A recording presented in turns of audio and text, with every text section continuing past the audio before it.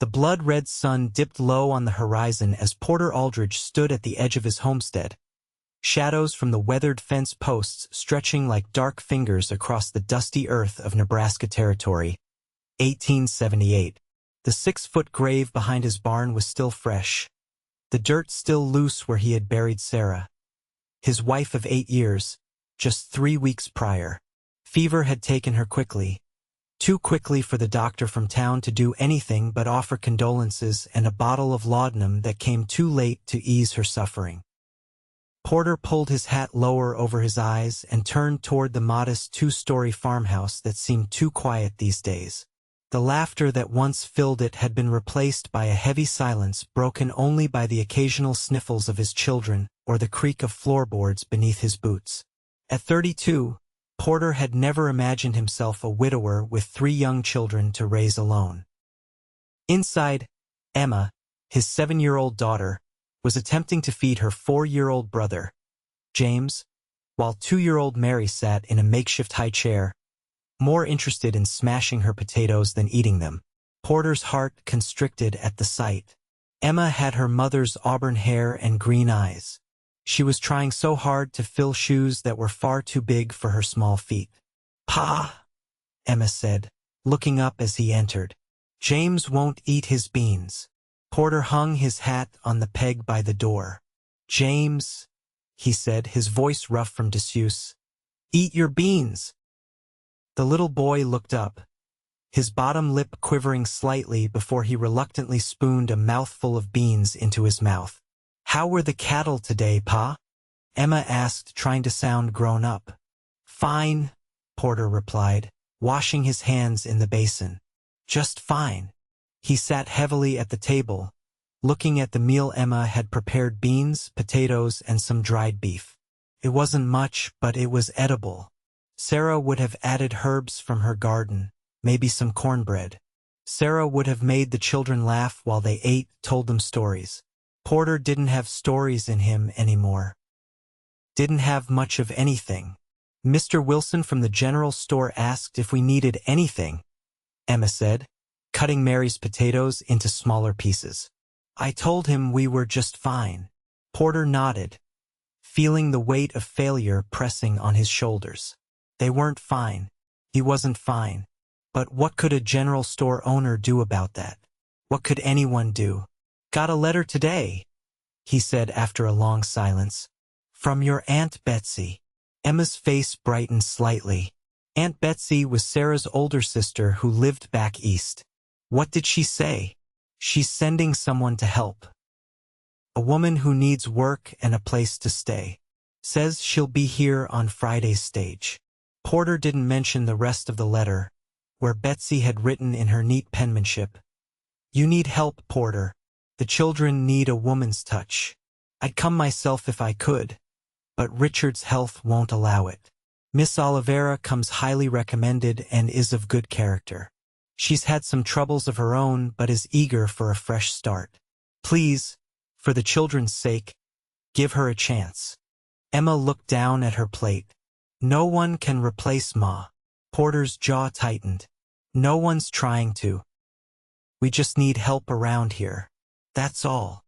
That night, after the children were asleep, Porter sat on the porch steps, a cup of coffee gone cold in his hands. The stars spread across the sky like diamond dust, the same stars Sarah had loved to gaze at with him during their courtship.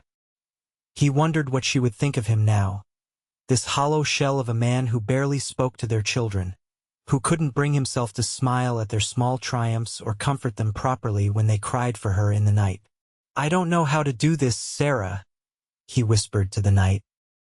"I don't know how to be both mother and father to them." Only the chirp of crickets answered him. Friday came faster than Porter would have liked. He hitched up the wagon, leaving Emma in charge of her siblings with strict instructions not to open the door to strangers and to keep away from the stove. The ride to town was dusty, the late August heat making his shirt stick to his back beneath his coat. He wasn't sure what to expect of this woman Betsy was sending. Some prim and proper Easterner, no doubt, who would take one look at their rough farmhouse and turn right around. or worse, stay and judge them for their simple ways. The stagecoach arrived in a cloud of dust, right on schedule. Porter stood back as the driver secured the brake and jumped down to open the door. A distinguished older gentleman stepped out first, followed by a young couple, and then finally, a woman in a simple blue traveling dress. She looked around uncertainly, a small valise in her gloved hands. "Miss Olivera?" Porter stepped forward, removing his hat. She turned, and Porter felt something stir in his chest that he quickly suppressed. She wasn't what he had expected. She was younger than he had imagined, perhaps in her mid-20s, with dark hair pulled back in a practical bun and warm brown eyes that held a hint of wariness. She wasn't conventionally beautiful, but there was something striking about her face, a quiet strength in the set of her jaw, a kindness in the curve of her mouth. "Mr. Aldridge?" Her voice had a slight accent he couldn't place. "I am Violet Olivera. Your sister-in-law, Mrs. Elizabeth Warner, arranged for me to come." Porter nodded, suddenly aware of how rough he must look, with his untrimmed beard and dusty clothes. "I have the wagon outside. If you're ready, we can head to the homestead. It's about an hour's ride." She glanced around the small town, just a main street with a general store, a saloon, a small hotel, and a few other buildings. "I am ready, Mr. Aldridge. I have traveled quite far to be here." The ride back was mostly silent. Porter wasn't much for conversation these days, and Miss Olivera seemed content to watch the landscape roll by, the endless prairie grasses rippling in the breeze, dotted with late summer wildflowers, the occasional homestead visible in the distance. "Your sister-in-law told me about your loss," she finally said, her voice gentle. "I am very sorry, Mr. Aldridge." Porter's grip tightened on the reins. "Thank you," he managed, the words feeling inadequate. "Betsy said you've had troubles too." She was quiet for a moment. "Yes, my father passed away last year, and my mother some years before that. I was teaching at a small school in Pennsylvania, but—" She hesitated. "Circumstances changed. Your sister-in-law's advertisement for help came at the right time." Porter nodded, sensing there was more to her story but not wanting to pry. Everyone had their burdens to bear. "The children," she said after another stretch of silence. "Tell me about them." For the first time, Porter felt a flicker of something other than grief as he spoke of his children. "Emma's 7. She's been trying to take care of everyone since Sarah passed. 2 grown up for her years. James is 4, quiet most days but can be stubborn as a mule when he sets his mind to something. And Mary's just turned 2. She looks the most like her mother." "They sound wonderful," Violet said, and there was genuine warmth in her voice. "They are," Porter agreed, surprised to find he meant it. "They deserve better than what I've been able to give them lately." "Grief takes time, Mr. Aldridge," she said quietly. "Be gentle with yourself." The farmhouse came into view as they crested a small rise. It wasn't much to look at: a 2-story structure with a wide porch, a barn, some outbuildings, and a fenced pasture where a small herd of cattle grazed.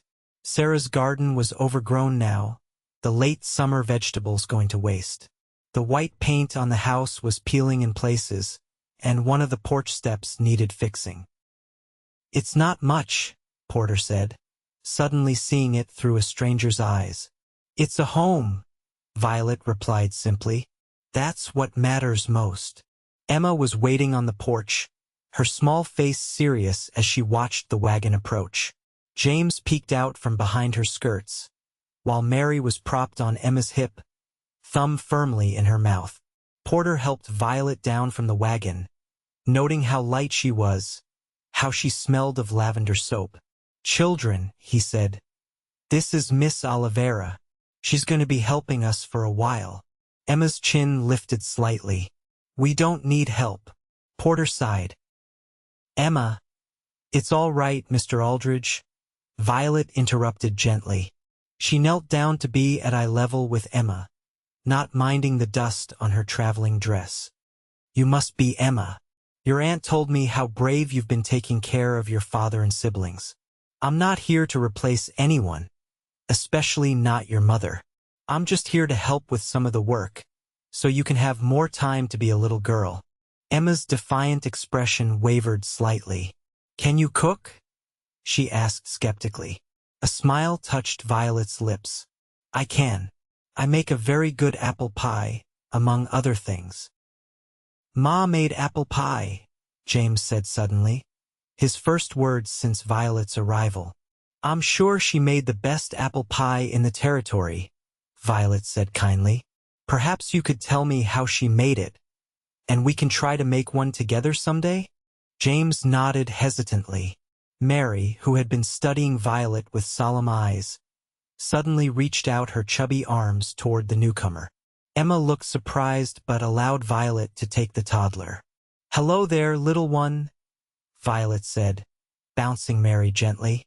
The little girl patted Violet's face with curious fingers, then offered a shy smile. Porter watched the interaction with a mixture of emotions he couldn't quite name. There was relief that the children seemed to be accepting Violet, grief that they needed someone to fill the gap Sarah had left, and something else, something he wasn't ready to acknowledge. "Let's get you settled," he said gruffly. "Emma, show Miss Olivera to the spare room." The first few days were an adjustment for everyone.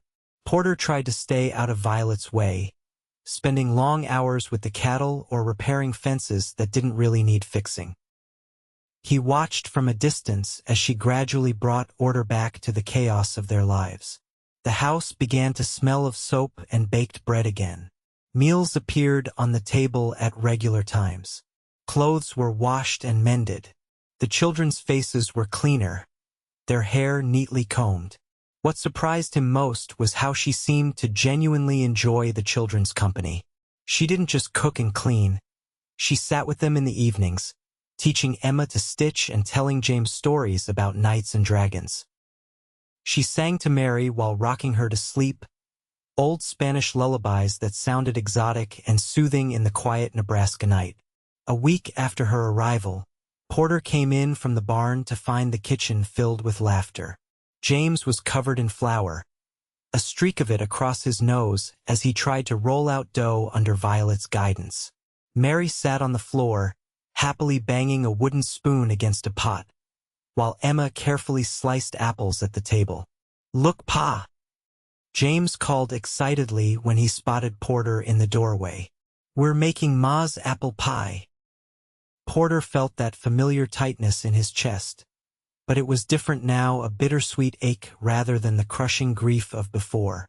"That's so?" he managed, hanging his hat by the door. "Miss Violet said we could do it together," Emma said, looking up from her task. "I remembered how Ma put cinnamon and nutmeg in it." "And butter," James added. "Lots of butter."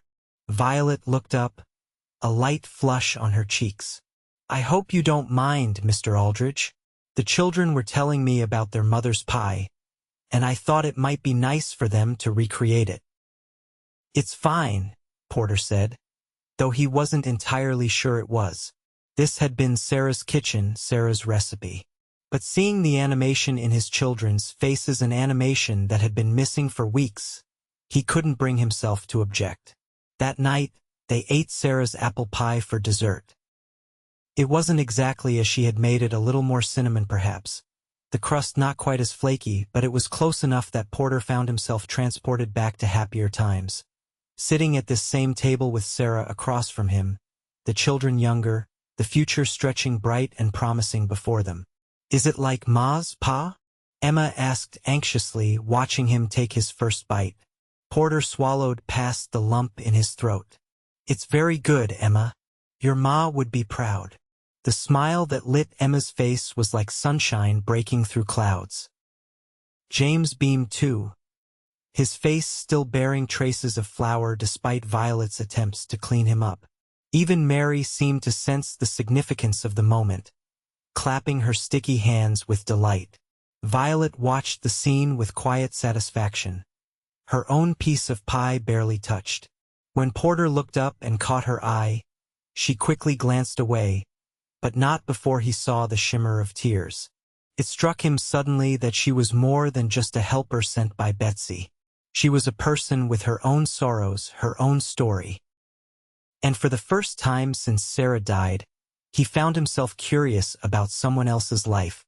"Miss Violet, will you tell us a story before bed?" James asked as Emma cleared the plates. "If your father doesn't mind," Violet replied, glancing at Porter. Porter nodded. "Go ahead. I'll take care of the dishes." Later, as he washed the plates in water that had long gone cold, he could hear Violet's voice drifting down from upstairs where she was telling the children a tale about a brave young girl who outwitted a coyote. The cadence of her voice, the occasional interruption of childish questions, the soft laughter, it all created a sense of normalcy that had been absent for too long. When Violet came downstairs, Porter was sitting at the table, staring into a cup of coffee. "The children are asleep," she said softly. "Mary took a little longer. I think the excitement of baking tired them all out." Porter nodded. "Thank you. You're good with them." Violet hesitated, then sat down across from him. "They're wonderful children, Mr. Aldridge. You and your wife raised them well." Porter's jaw tightened at the mention of Sarah, but he found the pain wasn't as sharp as before. "Sarah did most of that," he admitted. "I was busy with the farm, the cattle. She was the one who taught them manners, read to them, sang to them." He looked down at his calloused hands. "I don't know those songs. I don't know how to comfort Mary when she has a nightmare or how to braid Emma's hair." "You love them," Violet said simply. "That's the most important thing. Everything else can be learned." "What about you?" Porter asked suddenly. "Betsy said you had troubles of your own back east. What brought you all the way out here to Nebraska Territory?" Violet's hands, which had been resting lightly on the table, curled slightly. "It's a long story." "We've got time," Porter said, surprising himself with his interest. She was quiet for a long moment, and Porter thought she might refuse to answer. Then she sighed softly. "I was engaged," she said, her voice steady but quiet, "to the son of a prominent family in our town. Daniel was his name. We were to be married this past spring. But then my father fell ill and I spent months nursing him. Daniel became impatient. When father died, leaving me with debts I didn't know about, Daniel's family decided I was no longer a suitable match. They broke the engagement." Porter frowned. "That seems unfair." A sad smile touched Violet's lips. "Life is often unfair, Mr. Aldridge. You know that better than most." She paused. "There was also the matter of my heritage. My mother was Mexican. It never seemed to matter before, but suddenly it became a reason for Daniel's family to object." Porter studied her face, seeing now the subtle hints of her mixed heritage in her warm complexion and dark eyes. "People can be cruel about such things," he said quietly, thinking of a Mexican family that had settled briefly near town years ago, only to move on after facing constant hostility. "Yes, they can be," she agreed. "After the engagement was broken, I tried to continue teaching, but the school board found reasons to let me go. Your sister-in-law's letter came at the perfect time. A chance to start fresh where no one knew me or my history." Porter felt a flash of anger on her behalf. "Well, out here what matters is how hard you work and whether you keep your word. At least that's how it should be." "Is that how it is, Mr. Aldridge?" she asked, a trace of bitterness in her voice. "I've heard stories about the West that suggest otherwise." Porter couldn't deny the truth of her implication. Even here, prejudice existed. "Not everyone thinks that way," he said finally, "and those who do aren't worth your time." Violet's expression softened. "Thank you for saying that." She stood up. "It's getting late. I should get some rest." As she reached the doorway, Porter called after her. "Miss Olivera?" She turned. Yes. The children. They seemed happy today. I haven't seen them like that since. He couldn't finish the sentence. Violet's eyes held understanding. Children are resilient, Mr. Aldridge. They carry their grief, but they also need joy. They need to know it's all right to be happy again. She hesitated. We all do. With that, she was gone, leaving Porter to contemplate her words as the oil lamp cast long shadows across the kitchen that had once again become the heart of his home. The weeks passed, and summer gave way to autumn. The cottonwood trees along the creek turned golden, and the mornings dawned crisp and cool. Porter brought in the last of the harvest, working from sunrise to sunset, while Violet preserved fruits and vegetables for the winter ahead. The children settled into a routine. Emma attended the small school in town 3 days a week, riding in with Porter when he went for supplies. James helped with small chores around the farm. Mary toddled after Violet, becoming her little shadow. Porter found himself watching Violet when she wasn't looking. The way she hummed as she kneaded bread dough. How she would pause in her work to point out a hawk circling overhead to the children. The gentle patience in her voice when teaching Emma to read from Sarah's old Bible. The quiet strength with which she faced each day's challenges. He began to make small changes. He trimmed his beard, started wearing a clean shirt to dinner. He made an effort to ask the children about their days, to listen to James's excited recounting of how he had helped feed the chickens or Emma's serious reports about her progress at school. At Violet's gentle encouragement, he even began telling the children bedtime stories, not fancy tales like she told, but simple stories about his own childhood on his father's farm in Ohio, or about his journey west as a young man. One evening in late October, as Porter was returning from checking on a calf born the previous week, he heard laughter coming from the barn. Curious, he approached quietly and peered through the half-open door.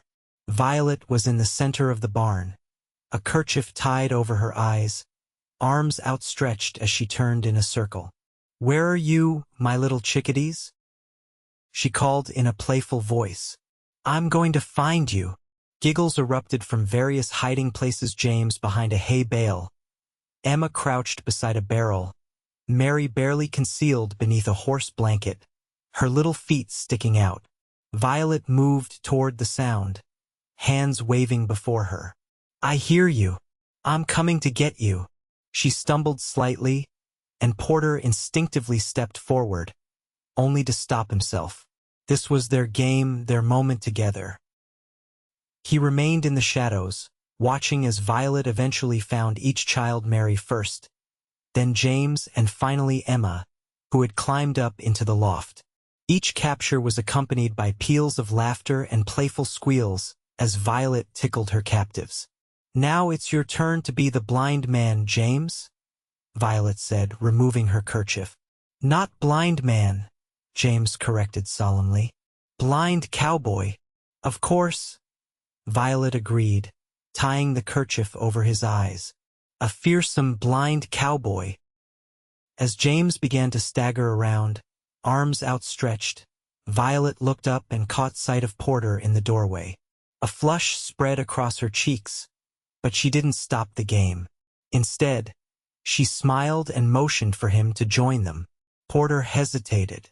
He couldn't remember the last time he had played with his children. Before Sarah's illness, certainly. Felt like a betrayal somehow, to laugh and play when she was gone. But as he watched Mary's face light up at the sight of him, he felt something inside him begin to crack. He stepped into the barn. "Pa!"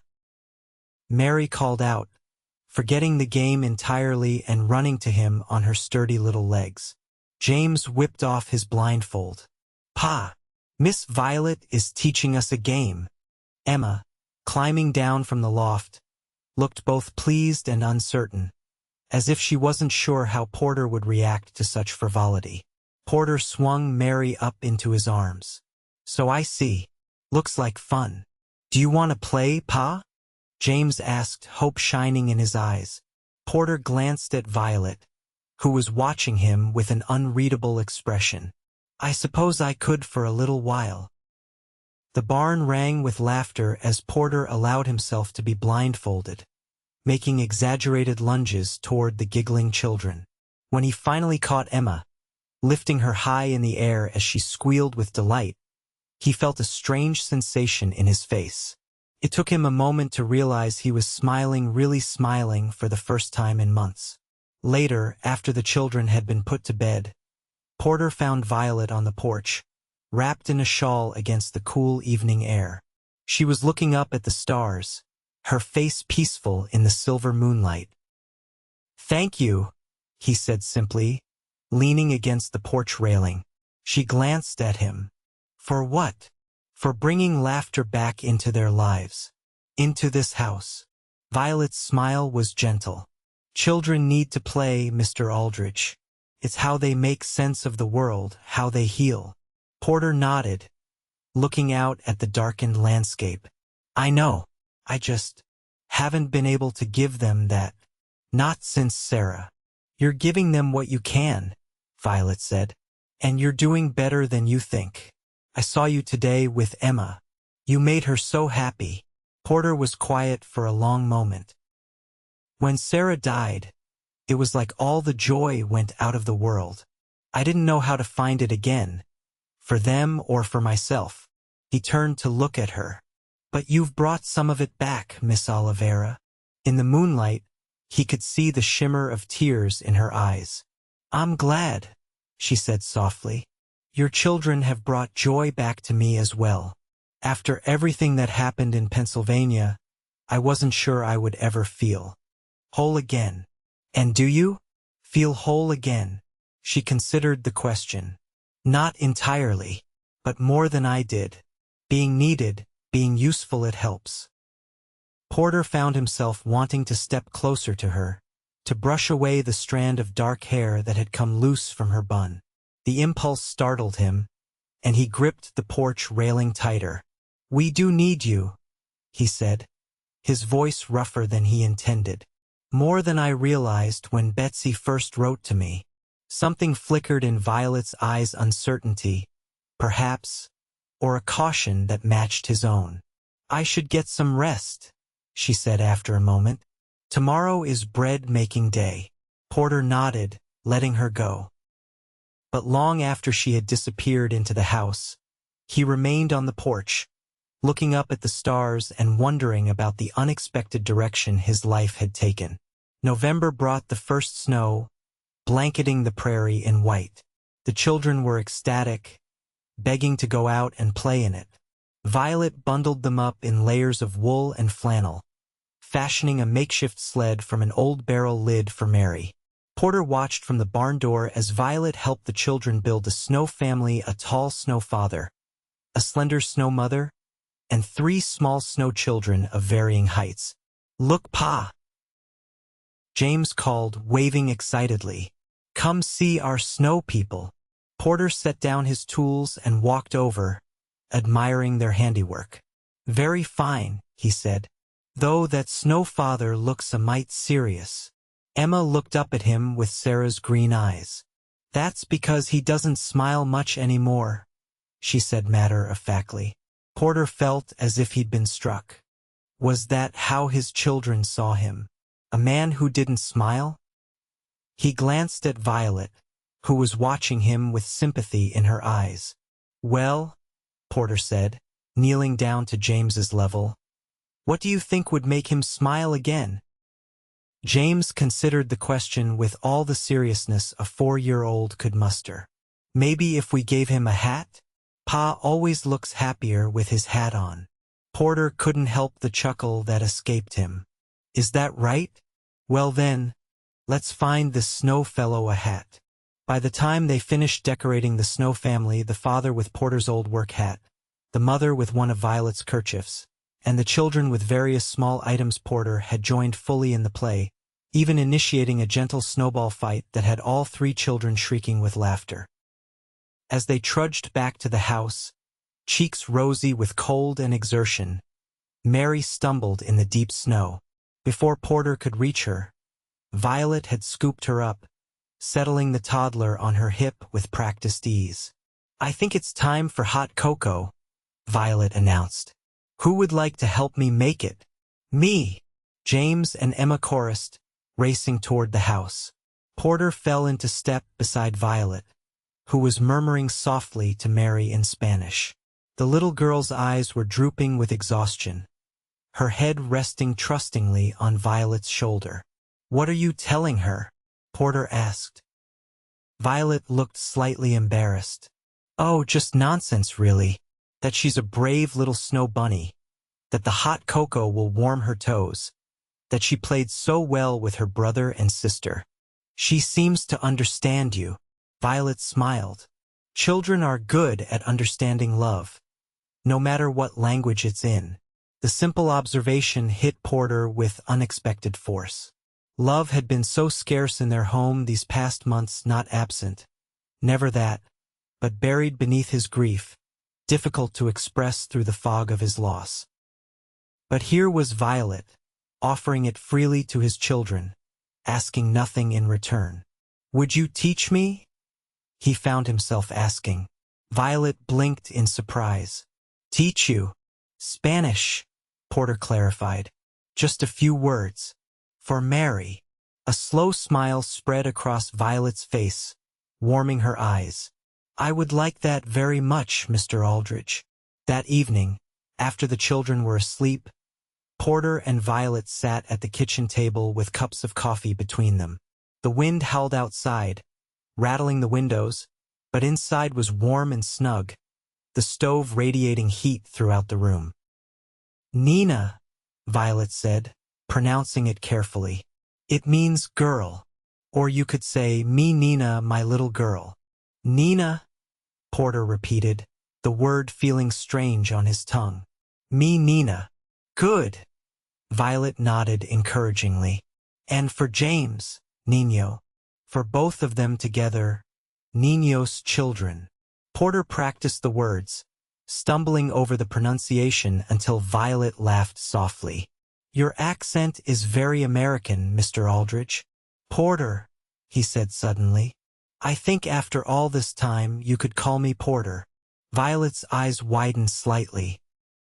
Porter, she said softly, as if testing how it felt to say his name. Then you must call me Violet. Violet, he echoed, liking the way it sounded.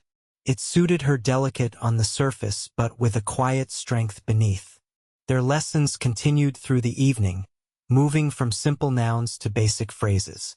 Porter found himself enjoying the challenge, the way it occupied his mind completely, forcing him to focus on something other than his grief. And he enjoyed Violet's company, her patience, her occasional laughter when he mangled a pronunciation, the animated way she explained the connections between words. It was late when they finally stopped. The fire burned down to embers in the stove. Porter stood to add another log, acutely aware of Violet's presence behind him. May I ask you something, Porter? She said quietly. He turned to face her. Of course. Your wife. Would she mind? What we're doing here. The Spanish lessons, the games with the children, the changes to her home. The question caught him off guard. He had asked himself the same thing many times over the past weeks. Would Sarah mind? Would she feel replaced? Forgotten? Sarah was. He began, then paused, searching for the right words. She was generous, kind. She wanted the children to be happy above all else. And she would have liked you, I think. He met Violet's eyes. She wouldn't mind. She would be grateful as I am. Violet's relief was visible. I'm glad. I've worried sometimes that my presence here might dishonor her memory somehow. Porter shook his head. You've helped us honor her memory by bringing life back into this house. I was letting it become a tomb. That's not what she would have wanted. Violet reached across the table and briefly touched his hand. A gesture so quick and light that Porter might have imagined it if not for the warmth that lingered on his skin. Thank you for telling me that, she said, rising from her chair. Buenas noches, Porter. Good night. Buenas noches, Violet, he replied, watching as she slipped from the room, leaving him with thoughts he wasn't quite ready to examine too closely. As November deepened and Thanksgiving approached, the mood in the Aldridge household continued to lighten. The children were thriving under Violet's care and Porter's increasingly engaged parenting. Emma's solemn little face had begun to show more frequent smiles. James had become more confident, eager to help his father with small chores around the farm. And Mary, who had been so clingy after her mother's death, was blossoming into a cheerful, curious toddler. One evening, Porter came in from the barn to find Violet at the table with Emma, working on a piece of embroidery. Mary was already asleep upstairs, and James was building a structure out of wooden blocks on the floor nearby. "Look, Pa," Emma said, holding up the small hoop. "Miss Violet is teaching me to make flowers like Ma used to." Porter came closer to examine the wobbly but recognizable daisy Emma was stitching. "It's beautiful, Emma," he said sincerely. "Your Ma would be proud." "Miss Violet says I'm a natural," Emma said, beaming. "You certainly are," Violet agreed, smoothing Emma's hair affectionately. "You have steady hands and a good eye for detail." Porter's gaze met Violet's over Emma's head, a moment of shared appreciation for the child's progress. Such moments had become more frequent lately. Silent communications, small smiles, brief touches that seemed to grow more natural with each passing day. Later, after the children had gone to bed, Porter found Violet in the kitchen, planning the Thanksgiving meal. A small frown of concentration creased her brow as she made lists of ingredients and preparations. "I was thinking we might invite the Millers for Thanksgiving dinner," Porter said, pouring himself a cup of coffee from the pot on the stove. "John Miller's been a good neighbor, helped with the harvest when I was—" He hesitated. "When I wasn't at my best." His wife Hannah might appreciate a day away from her own cooking. Violet looked up, surprised. "That sounds like a lovely idea, but are you sure? Holidays can be difficult after a loss." Porter leaned against the counter, cradling his cup. "They can be," he agreed. "But I've been thinking about what you said, about it being all right to be happy again. The children deserve a proper Thanksgiving. Sarah always made it special for them." "Then we'll make it special," Violet said decisively. "I'll need to get more flour and sugar from town, and perhaps some cranberries if Mr. Wilson has any at the general store." "I can take the wagon in tomorrow," Porter offered. "Emma's been asking to visit the store to look at ribbons. Maybe you and the younger ones would like to come along." The invitation was casual, but Porter felt oddly nervous, as if he were asking for something more significant than a trip to town. Perhaps he was. Violet's smile was warm. "We would love to come. James has been begging to see the big town, as he calls it, though I've told him not to expect San Francisco." The trip to town the next day was the first time the entire household had gone anywhere together. Porter felt a strange sense of pride as he drove the wagon with Violet beside him on the seat, the three children tucked in the back with blankets against the November chill. They must look like a family to anyone who saw them, he realized with a start. The thought should have troubled him more than it did. The town was busier than usual, with Thanksgiving approaching and the first Christmas goods arriving on the stagecoach. Porter took care of his business at the feed store, while Violet took the children to Wilson's general store to purchase supplies. When Porter joined them, he found James wide-eyed at the candy display, Mary fascinated by a mechanical wind-up toy, and Emma seriously examining a selection of hair ribbons. "Mr. Aldridge," Wilson greeted him heartily. "Good to see you in town. And with the whole family, too." Porter didn't correct the assumption. "Getting ready for Thanksgiving," he said instead. "And it seems my children have found a few things that weren't on the list." Violet looked slightly apologetic. "I told them they could each choose one small thing. I hope that's all right."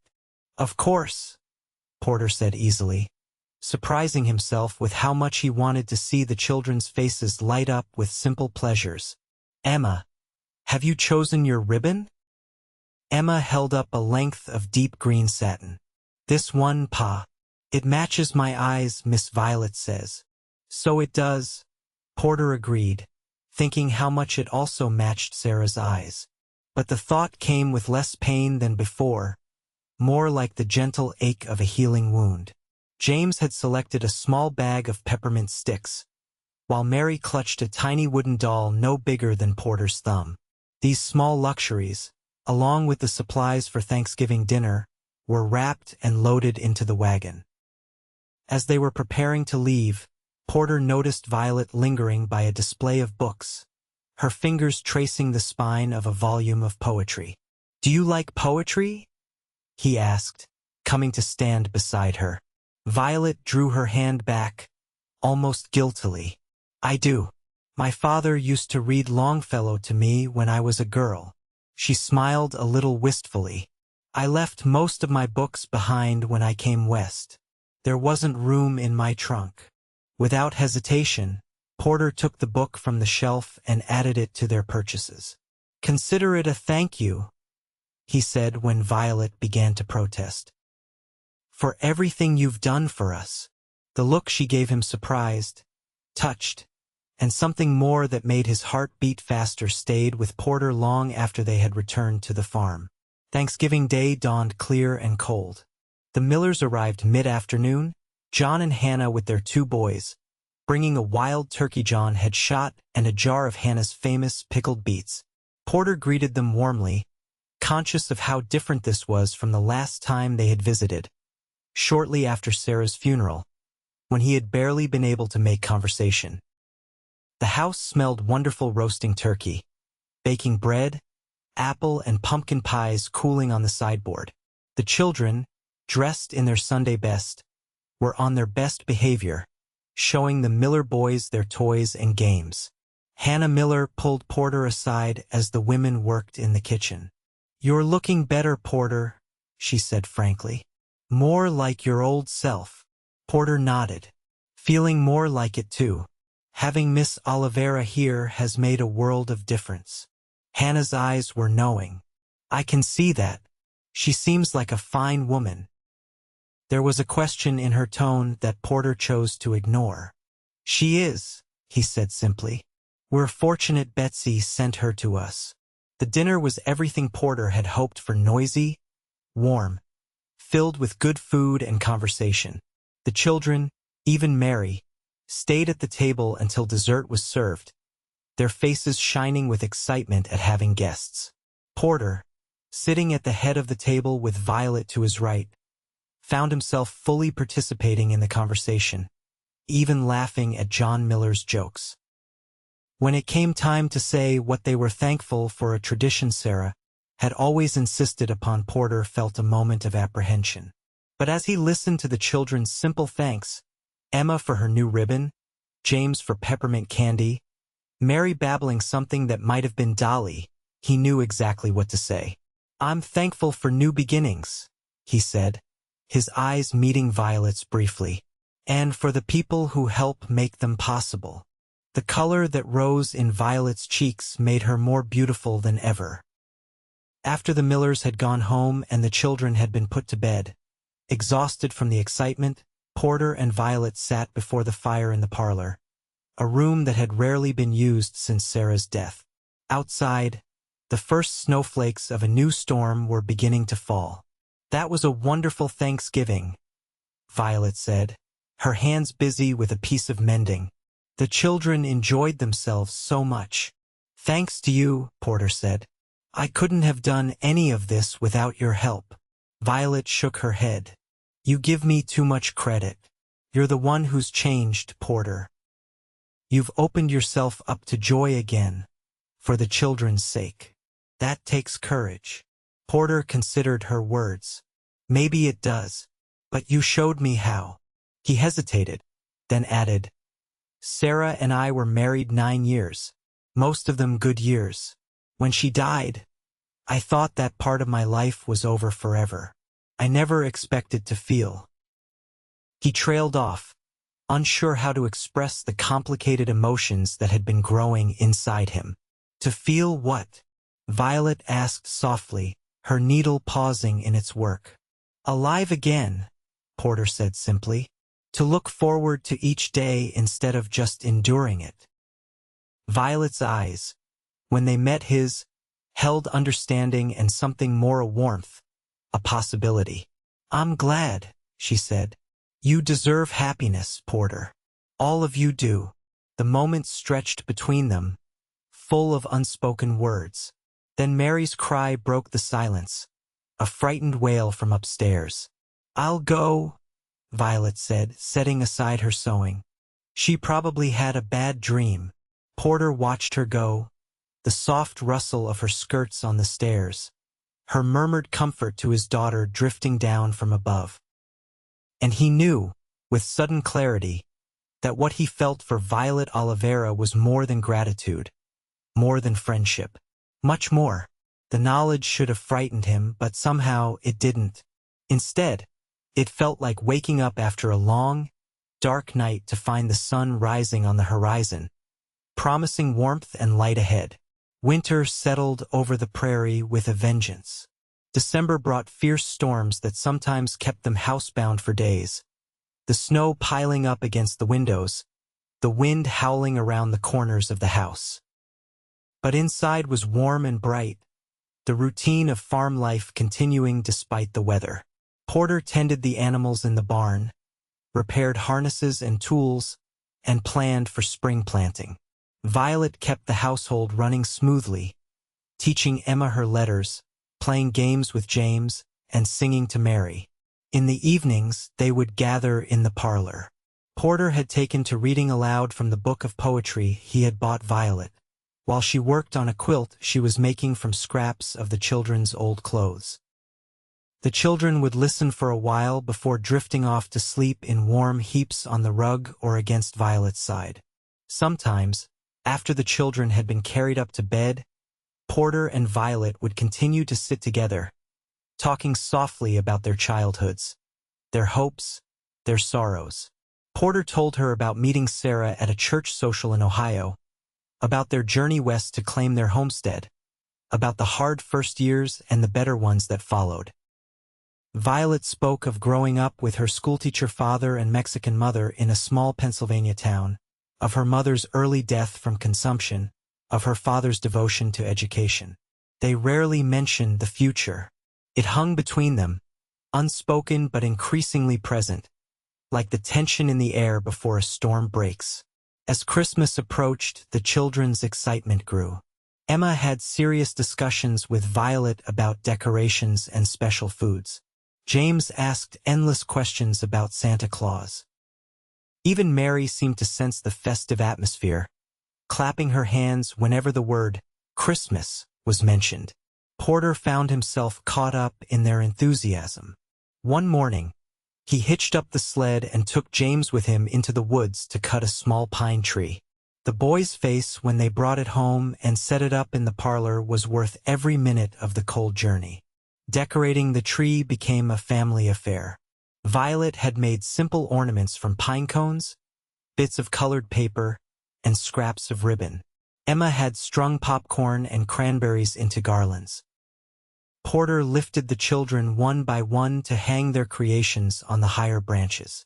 "Pa, lift Miss Violet too," James insisted when it came time to place the star cut from tin and polished to a shine on the top of the tree. "She's too little to reach." Porter glanced at Violet, who looked both embarrassed and amused. "I don't think," she began. "Please, Miss Violet," Emma joined in.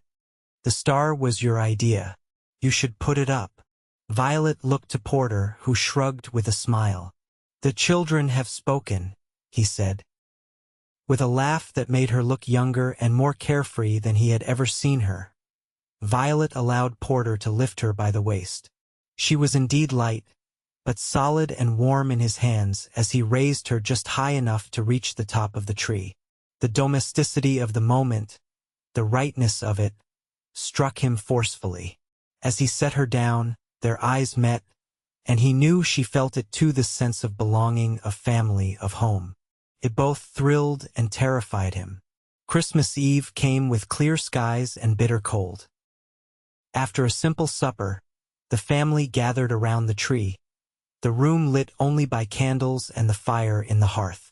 Porter had carved small wooden toys for the children, a horse for James, a miniature cradle for Mary's doll, and a set of tops for Emma. Violet had made new mittens and scarves for each of them, using wool she had carefully unraveled from an old blanket and re-dyed in bright colors. "We have something for you too, Pa," Emma announced when the children's gifts had been exclaimed over and admired. She disappeared briefly and returned with a clumsily wrapped package. "We all helped. Miss Violet showed us how." Porter opened it to find a handkerchief, neatly hemmed and embroidered with his initials in uneven but recognizable stitches. "Emma did most of the sewing," Violet explained. "James chose the thread colors and Mary mostly tried to eat the scissors, but she supervised enthusiastically." "It's perfect," Porter said, genuinely touched. He hadn't received a gift since Sarah's last Christmas. "Thank you all." "Miss Violet has a present too," James announced, bouncing on his toes with excitement. Violet looked surprised. "You didn't need to. It's from all of us," Porter said, suddenly nervous as he handed her a small package wrapped in brown paper and tied with string. "The children helped me choose." Inside was a silver locket on a delicate chain, simple but elegant. It had cost more than Porter had spent on anything for himself in years, but when he had seen it in Wilson's store tucked away in a velvet box from some Eastern lady's canceled order, he had known immediately it was meant for Violet. "Oh," she breathed, lifting it from the paper. "It's beautiful." "Open it," Emma urged.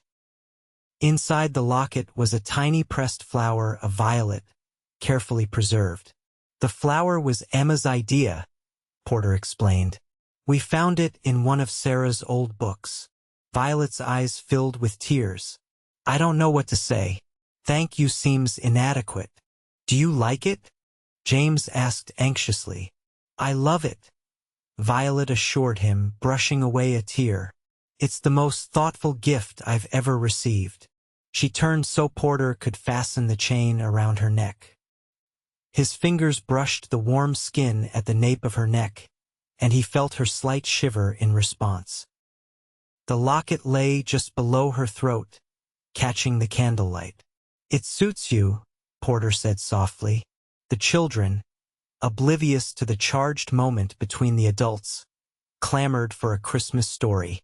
Violet, composed once more, settled them around her and began to tell the nativity story, her voice gentle and reverent in the firelit room. Porter watched them, this woman who had brought light back into his home, his children who were healing and growing under her care, and felt a profound gratitude that went beyond words. Whatever happened in the future, he would always be thankful for this Christmas, for this moment of perfect contentment. Later, after the children had finally been persuaded to go to bed, with strict instructions to stay there so Santa could come, Porter and Violet remained in the parlor. The candles on the tree had been extinguished for safety, but the fire still burned low in the hearth, casting a golden glow over the room. Violet touched the locket at her throat. "Thank you again for this. It's too generous." "No," Porter said simply. "It's not nearly generous enough for what you've given us." She looked at him questioningly. "What have I given you?" "Hope," he said, the word coming easily now. "A second chance at happiness. You came into our lives when we were at our lowest, and you didn't try to replace what we had lost. You just added your own light." Violet's eyes shone in the firelight. "You've given me those things too, you know. You and the children. When I came here, I was running away from pain and disappointment. I didn't expect to find home." The word hung in the air between them, full of meaning. Home. Not just a place but a feeling, a belonging. Porter moved to sit beside her on the sofa. "I've been thinking," he said carefully, "about the future. Your position here was never meant to be permanent. Betsy's letter said you were looking for a fresh start, perhaps to save enough to open a school of your own someday. Violet's face was very still. Yes, that was the plan. Is it still what you want? Porter asked, his heart beating fast. To leave eventually? She looked down at her hands. I don't know anymore. I've grown so attached to the children, to this place, to... Her voice faltered. To me? Porter asked quietly.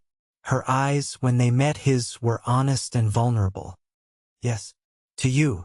Porter took her hand, feeling the slight tremor in her fingers. I lost Sarah too suddenly, with no chance to prepare or say goodbye. For months afterward, I felt like half a person, just going through the motions of living for the children's sake. I never expected to feel whole again. He paused, gathering his courage. But I do now when I'm with you, and I think Sarah would understand. She would want the children to have a mother who loves them. She would want me to be happy again. Violet's fingers tightened around his. What are you saying, Porter? I'm saying that I love you, Violet Olivera, not as a replacement for what I've lost, but for who you are, for your kindness, your strength, your laughter.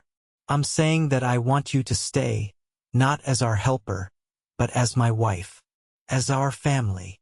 Tears spilled over onto Violet's cheeks. Are you certain? It hasn't even been a year since Sarah. I'm certain, Porter interrupted gently. Some people search their whole lives and never find one true love.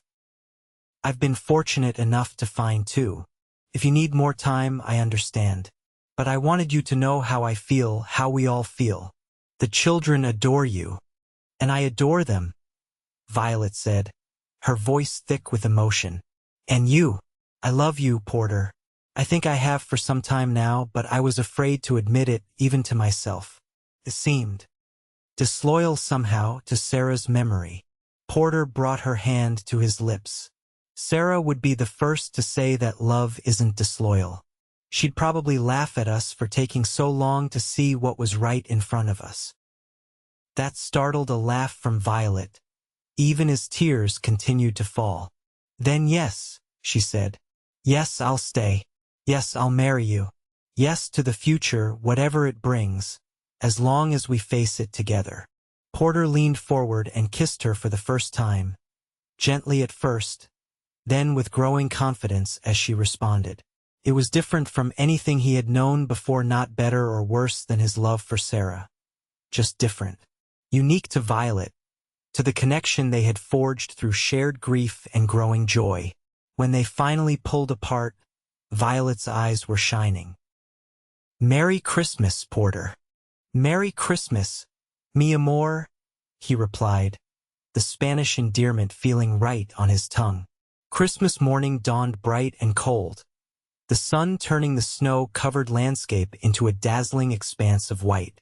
The children woke early, racing downstairs to find their stockings filled with oranges, nuts, and candy canes. Porter and Violet, who had spent half the night arranging everything after their conversation, exchanged secret smiles over the children's excited exclamations. Children, Porter said when the initial excitement had calmed somewhat. Miss Violet and I have some news to share with you. 3 small faces turned toward them expectantly. Violet moved to stand beside Porter, her hand finding his naturally, as if they had been doing this for years instead of hours.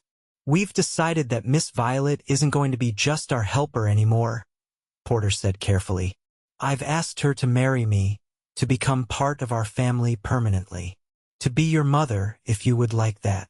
There was a moment of stunned silence. Then James launched himself at Violet, wrapping his arms around her legs. Yes, yes, I want Miss Violet to be my mama. Mary, not entirely understanding but catching the excitement, toddled over to join the hug, babbling happily.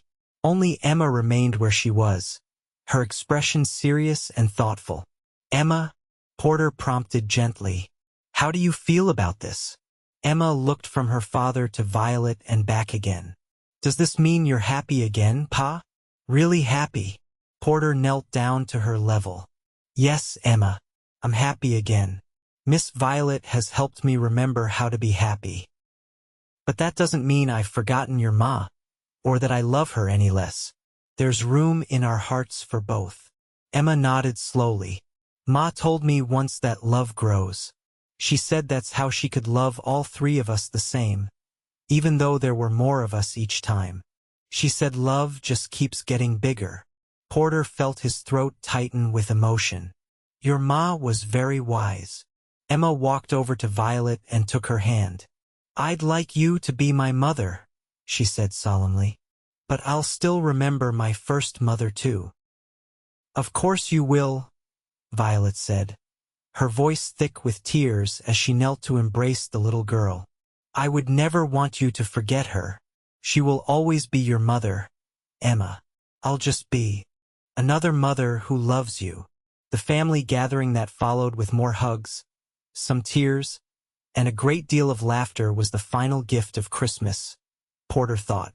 The gift of becoming whole again, of finding a new way forward that honored the past without being bound by it.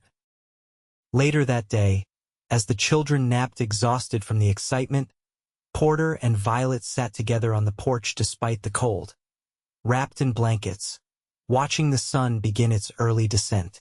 I was thinking, Violet said, her head resting comfortably against Porter's shoulder. Perhaps we could plant violets in Sarah's garden come spring, as a way of acknowledging her place in creating this family that I'm joining. Porter tightened his arm around her. I think that's a beautiful idea. Sarah loved her garden. She'd like knowing someone was tending it again. And I was wondering, Violet continued, if you think the town might need a school teacher? Not right away, but perhaps in a year or so, when Mary is a bit older. I miss teaching. Porter smiled, already imagining it Violet in a small schoolhouse, sharing her love of learning with the children of their community. I think that's a fine idea too. Though I warn you, you might have a few more students of your own by then. Violet looked up at him, a blush coloring her cheeks. Mr. Aldridge, are you already planning to expand our family? Just keeping the possibility in mind, Mrs. Almost Aldridge, he teased, dropping a kiss on her forehead. The sound of footsteps inside announced the end of quiet time. Soon the porch was filled with children, bundled against the cold, begging to make snow angels and build snow forts. Porter rose and lifted Mary into his arms while James tugged Violet to her feet. Come on, Pa, Emma called, already halfway to the yard. I'll race you to the big oak. Porter looked at Violet, who nodded with a smile. Go on. I'll help Mary with her snow angel.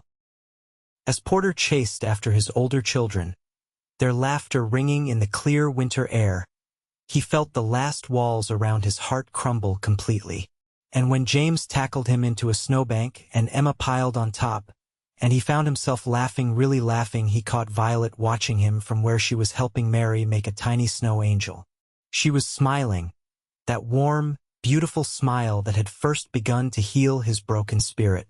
And Porter smiled back, a full, unrestrained smile that came from deep inside, from a place he had thought was lost forever. Pa's smiling. James crowed triumphantly, noticing the change. Look, Emma, Pa's smiling. I see, Emma said, her own smile bright with joy. Miss Violet made him smile again. Soon to be Mrs. Aldridge, Porter corrected gently, rising from the snow and brushing off his coat. And yes, she certainly did. Later that evening, as they sat around the fire after the children had gone to bed, Violet traced the smile lines around Porter's eyes. They're deeper today, she observed, as if they're remembering how to be there. Porter caught her hand and pressed a kiss to her palm. They're making up for lost time. I suspect they'll be getting a lot of use in the years ahead. I'm counting on it, Violet said, settling into his embrace. I plan to make you smile every day for the rest of our lives. That sounds like a fine plan, Porter murmured against her hair. A very fine plan indeed. And as the fire crackled and snow began to fall again outside the windows, Porter Aldridge held his future in his arms and smiled, a man who had learned that love, like the seasons, could come again after the darkest winter, bringing new life, new joy, and the promise of countless smiles to come.